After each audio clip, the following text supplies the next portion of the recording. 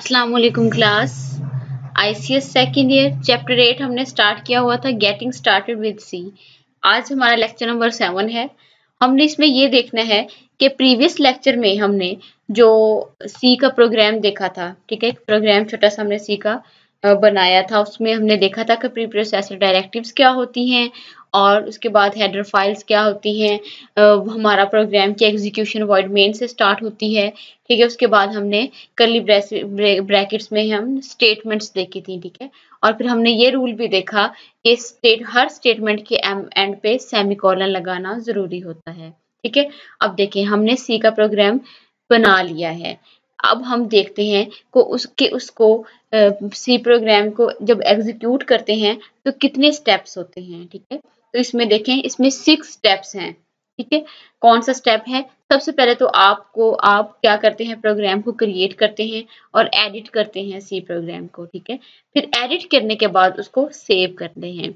Save करने के बाद आप उसको कंपाइल करते हैं, ठीक है। यानी कंपाइलर क्या करता है, उसमें जितनी भी मिस्टेक्स आ रही होती हैं, एरर्स आ रही होती हैं, आपको शो करवाता है और सोर्स कोड को ऑब्जेक्ट कोड में चेंज करता है।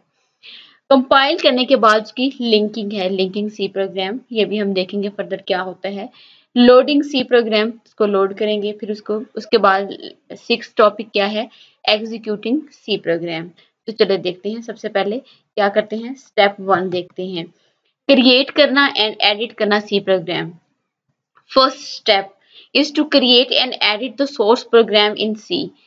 The C program is usually written and edited in any compiler, Turbo C, C++ editor, ठीक है। Turbo C में या C++ एडिटर में आप क्या करेंगे, सबसे पहले एक प्रोग्राम को क्रिएट करेंगे, ठीक है। क्रिएट अगर पहले से किया हुआ है तो आप क्या करेंगे, फिर उसमें इन्हांसमेंट करेंगे, ठीक है। एडिट करना उसको बोलते हैं, ठीक है, चेंजेस वगैरह करना उसको। स्टेप 1 ये हमारा होगा। और स्टेप 2 क्या होगा, अगर आप कोई भी प्रोग्राम राइट कर लेते हैं तो उसको क्या करना होता है, सेव करना होता है। आफ्टर राइटिंग और editing the source programme, it is saved on the desk. The extension of the file name must be .c। जैसे वर्ड की फाइल होती है तो उसकी एक्सटेंशन .doc होती है, एक्सेल की फाइल है तो .exe होगा। इसी तरह से सी लैंग्वेज में जब भी हम प्रोग्राम को सेव करेंगे तो क्या होगा, .c इसकी एक्सटेंशन होगी, ठीक है। स्टेप नंबर 3 क्या है, कंपाइलिंग सी प्रोग्राम। अब फर्स्ट स्टेप पे आपने क्या किया, एक प्रोग्राम को राइट किया, उसको उसी में अगर पहले से राइट है तो उसको एडिट किया। सेकंड स्टेप में क्या किया आपने, सेकंड स्टेप में उसको सेव किया आपने।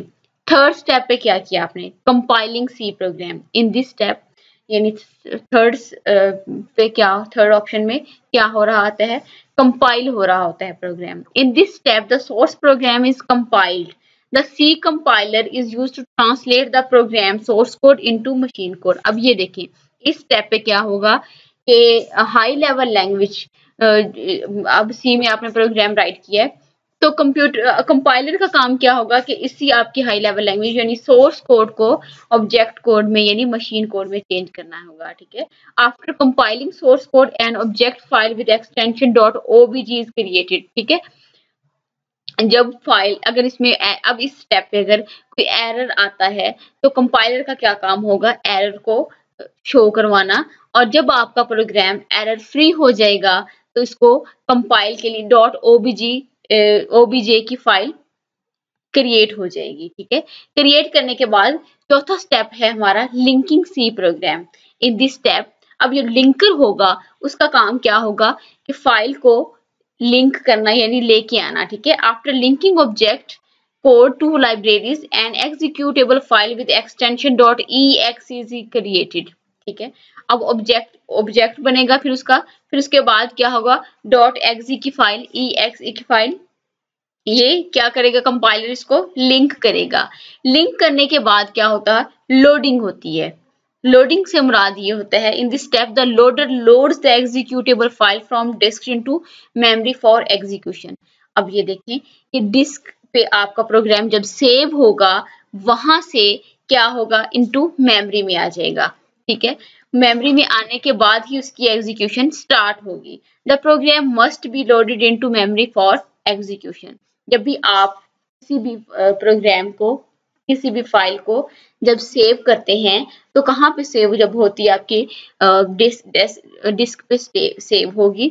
डिस्क पे सेव होने के बाद उसको मेमोरी में लोड करना जरूरी होगा फॉर एग्जीक्यूशन। ठीक है, तो ये हमारा 5वां स्टेप है। छठा स्टेप क्या होगा, अब मेमोरी में लोड होने के बाद एग्जीक्यूटिंग सी प्रोग्राम।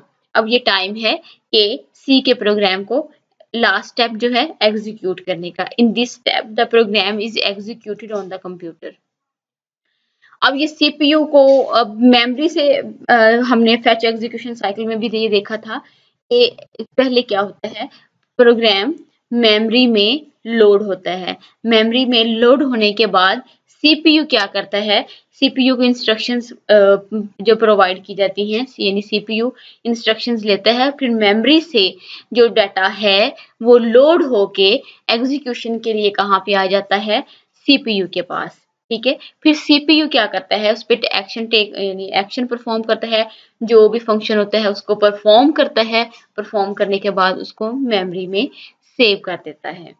ठीक है, तो ये कुछ 6 जो है स्टेप्स हैं आपके जो सी प्रोग्राम की एग्जीक्यूशन के लिए जरूरी होते हैं।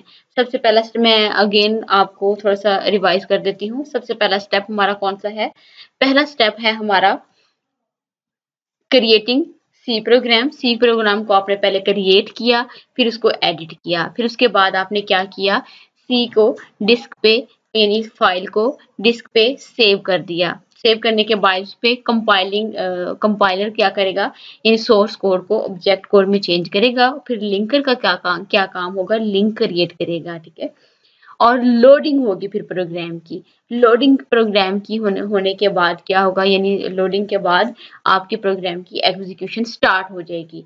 तो इस स्टेप पे आपका प्रोग्राम क्या होगा, रन हो जाएगा। तो ये था आज का लेक्चर।